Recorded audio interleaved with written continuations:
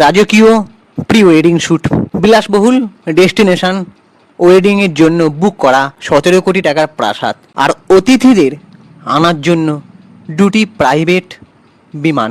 বাইরে থেকে দেখলে মনে হয় রূপকথার মতন এক নিখুঁত প্রেম কাহিনী, কিন্তু এই জমকালো আয়োজনের আড়ালে লুকিয়েছিল এক ভয়ঙ্কর এবং ঠান্ডা মাথায় মারার একটা নীল নকশা, যেখানে বিয়ের পিঁড়িতে বসার মাত্র কয়েক মাস আগে নিজের হবু স্বামীকে, মানে যার সঙ্গে বিয়ের কথা চলল, 400 ফুট গভীর খাদে ঠেলে দিল তার বাগদত্তা।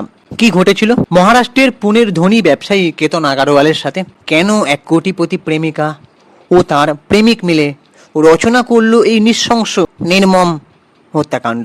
আজকের ভিডিওতে আমরা জানবো এই ঘটনার পেছনে এবং লোমহর্ষক করা এক কাহিনী। নমস্কার, আমি সুপ্রিয় রয়েছি তোমাদের সঙ্গে। আমাদের চ্যানেলটাকে আমার একটা রিকোয়েস্ট, তোমরা সাবস্ক্রাইব করে দাও, ভিডিওটাকে লাইক করো এবং পুরো ঘটনাটা আমি নিউজ মিডিয়া এবং অ্যানালিসিস করে জানতে পেরেছি।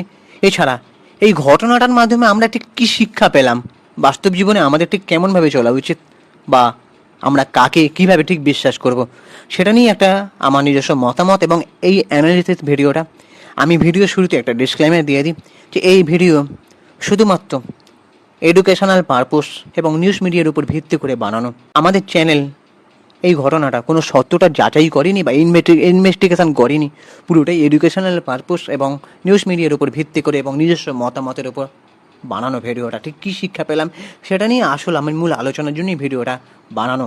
এই ঘটনার শিকার 2026 মানে সালের এই ঘটনা আমরা যখন দেখছি যে 26 বছর বয়সী কেতন আগারওয়াল ছিলেন পুনের একজন অত্যন্ত নামকরা এবং সফল ইয়াং বিজনেসম্যান। তিনি পুনের বিখ্যাত রিয়েল এস্টেট সংস্থা সাকসেস গ্রুপ নামে এর ডিরেক্টর ছিলেন। তাদের যে পরিবার মহারাষ্ট্রের আবাসন শিল্পে কোটি টাকার ব্যবসার সাথেও জড়িত বলে জানা যায়।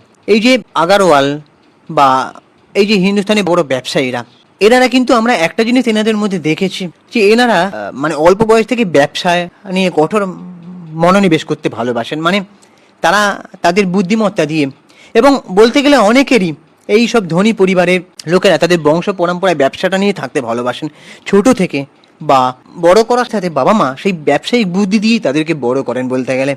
এবং এটা যথেষ্ট ভালো শিক্ষা এবং ভবিষ্যতে ভালো কাজ করার, এগিয়ে যাওয়ার, সাকসেস করার একটা চেষ্টা পরিবারের মধ্যে থাকে। এটা বেশ স্যালুটই জানাতে হয়। তবে আমার ভিডিও বানানোর যে উদ্দেশ্যটা সেটা নিয়ে আমি যখন বলতে এসেছি সেটাই বলবো, তবে এটা মনে হলো আমি তাই বললাম। অন্যদিকে 20 বছর বয়সী 20 বছর বয়সী বাগদত্তা শিয়া গোয়ালও কোনো অংশে কম ছিলেন না। উনিও নাকি অত্যন্ত ধনী পরিবারের মেয়ে।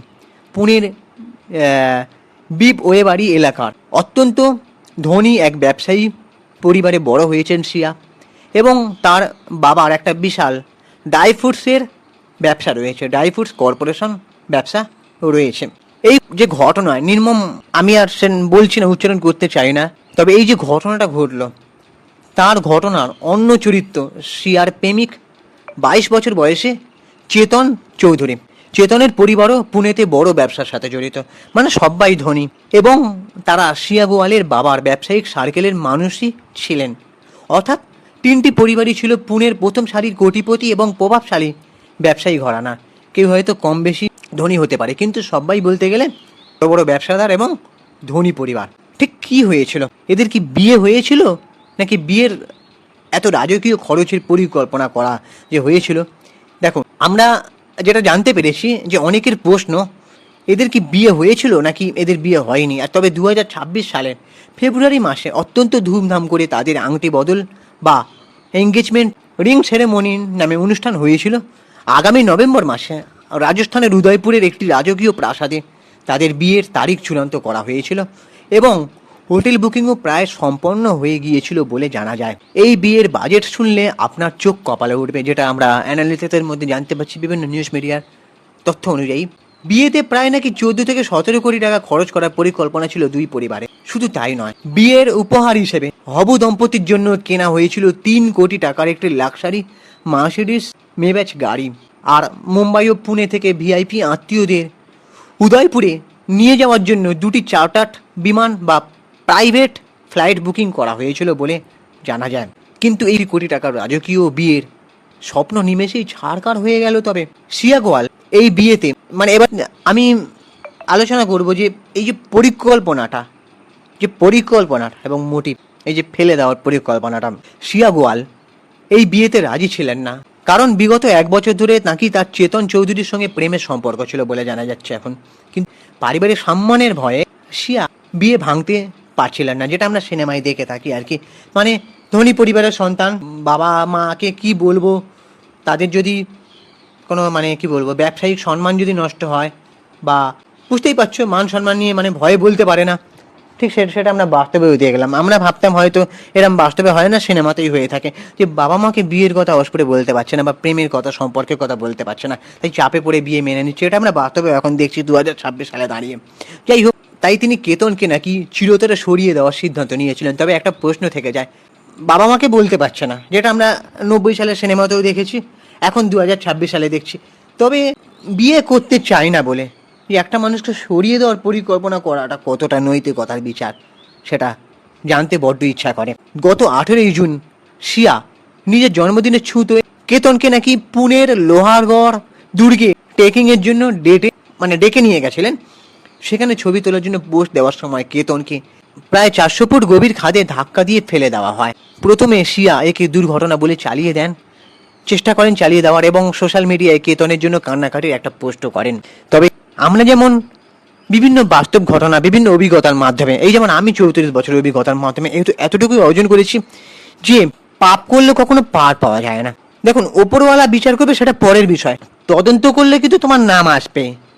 সে তুমি যতই তোমার সিম ভেঙে ফেলে দাও বা সিসিটিভি নষ্ট করো, প্রমাণ লোপাট করো, যেভাবেই প্রমাণ লোপাট করার চেষ্টা করো না কেন, তুমি ধরা ঠিক পড়বে। হ্যাঁ, হয়তো আমাদের এই দুনিয়ায় বিভিন্ন নেতা মন্ত্রীরা প্রমাণ লোপাট করে বা বিভিন্ন টাকার খেলায় তারা পার পেয়ে যাচ্ছে, প্রমাণ কিন্তু যথেষ্ট আছে, আমরা কিন্তু চেষ্টা করলে তাদেরকে শনাক্ত করতে পারি বা ধরতে পারি। মানে এমন নয় বড় বড় অপরাধ করে কেউ ধরা পড়বে না বা যেন কিছুই হয়নি, তার নামটা জড়ালো না, এমন কিন্তু হয় না কখনই। এটা আমরা কিন্তু বারবার প্রত্যক্ষ করেছি, বিভিন্ন সিনেমায় বা বিভিন্ন ঘটনায় আমরা দেখেছি। তো আজকের দিনে দাঁড়িয়ে এরকম চিন্তা ভাবনা করা যে সরিয়ে দেওয়ার পরিকল্পনা করে তাহলে আর বিয়ের কথা হবে না এর সাথে, তাই না? এমনটাই হয়তো পরিকল্পনা করেছে, কিন্তু এটা নিছকই একটা বোকামি। যাদের মাথায় এত বড় ব্যবসায়িক বুদ্ধি থাকে, ছোট থেকে ব্যবসা নিয়ে চলার অনুপ্রেরণা পায়, তাদের মাথায় এই বুদ্ধি কি করে হলো যে এরকম একটা ঘটনা ঘটালে তাদের বিয়ে আর হবে না, বা তাদের কোনো দায়ী করা হবে না, তাদের কোনো জেলের ঘানি টানতে হবে না, এমন বুদ্ধি কি করে হলো? এই সুবুদ্ধিটা তাদের মাথায় এলো না। যাই হোক, এই যে কান্নাকাটি করে ন্যাকামোর কান্নাকাটি করে পোস্ট দেন, দুর্ঘটনা বলে চালিয়ে দেন, হয়তো ভেবেছিলেন পার পেয়ে যাবেন, কোনো ঘটনা সামনে উঠে আসবে না, কিন্তু শেষ রক্ষা হলো না। পুলিশের তদন্তে বের হয়ে আসে এক ভয়ঙ্কর সত্য।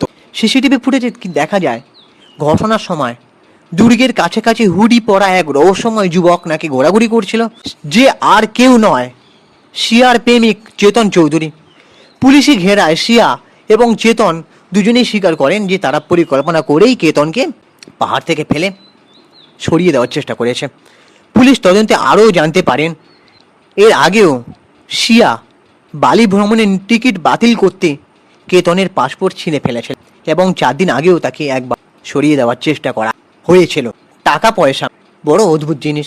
মানে আমি কি বলতে চাইছি, দেখো, একটা মেয়ের পরিবার থেকে যখন বিয়ে ঠিক করা হয়, বা একটা মেয়ে যখন সম্পর্ক করে কোনো ছেলের সঙ্গে, রিলেশনশিপে থাকে, তখন বাবা মারা আজকের দিনে দাঁড়িয়েও 2026-এ দাঁড়িয়েও বলে ছেলের বাড়িঘর কেমন, দোতলা বাড়ি না একতলা বাড়ি, টালির ঘর থাকলে রিজেক্ট, সে মাল রিজেক্ট। সরি, এখানে মাল শব্দটা ব্যবহার করলাম কাউকে অসম্মান করার জন্য নয়, আমি উদ্দেশ্য প্রাণিতভাবে বলছি না, তার জন্য সরি, ক্ষমা প্রার্থী। মানে এটা অনেকের ভাবনা যে ছেলে রিজেক্ট, এই ছেলের সাথে আমি বিয়ে দেবো না, তাদের বাড়িঘর ভালো নয়। কিন্তু ছেলে কতটা সৎ, আজকের দিনে যদিও কেউ সৎ হয় না, যেমন আপনি যদি আজকের দিনে মশামাছি মেরে থাকেন তাহলেও আপনি পাপী, কিন্তু কোনো মানুষ ক্ষতি করিনি, বা আমি সৎ মানে কি কারো টাকা পয়সা মারিনি, দুর্নীতিগ্রস্তভাবে বা কোনো দুর্নীতি করে কেলেঙ্কারি করে টাকা পয়সা ইনকাম করছি না, সৎভাবে হয়তো অল্প পয়সা ইনকাম, কিন্তু সৎভাবে বাঁচার চেষ্টা করছি, বা একটা মানুষকে ভালো রাখার, ভালোবেসে আগলে রাখার মানসিকতা তার মধ্যে রয়েছে, বা সেই মানবিকতাটুকু তার মধ্যে রয়েছে। এইটুকু সৎ বা নৈতিকতা কেউ যাচাই বা ভেরিফাই করে না। কত বড় বাড়ি, তার নিজের বাড়ি, ভাড়া বাড়িতে থাকে কি না, কত টাকা স্যালারির চাকরি করে, তার মেয়েকে খাওয়াতে পারবে কি না। কিন্তু আজকের দিনে দাঁড়িয়ে ছেলে মেয়ে উভয়ই উপার্জনক্ষম হওয়া উচিত, তাই কি না? বা হয়তো একটা ছেলে ইনকাম কম করে, কিন্তু সে হয়তো জীবনে উঠে দাঁড়ানোর চেষ্টা করছে। হয়তো মেয়েটার পরিবারটা একটু ধনী, সামর্থ্য ভালো ছেলেটার থেকেও, তাকে চেষ্টা করতে হবে তাকে সাপোর্ট করা, সে যাতে বড় হতে পারে।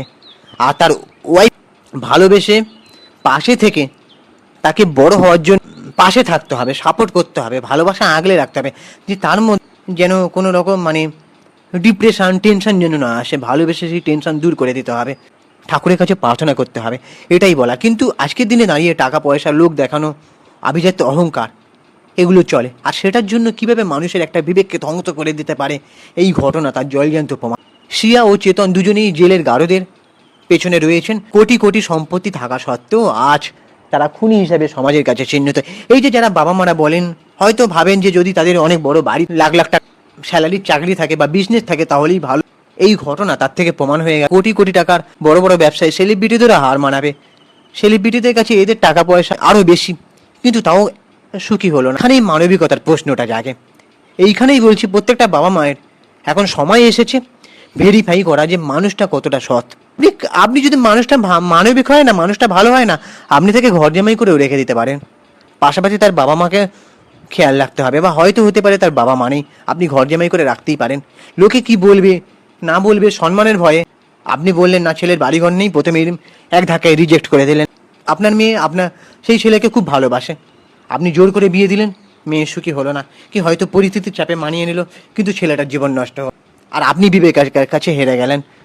যখন কোনো অঘটন ঘটবে তখন কি মনে হবে যে না, আমার ওই ছেলেটাই ভালো ছিল, টাকা পয়সাটা এমন কিছু নয়।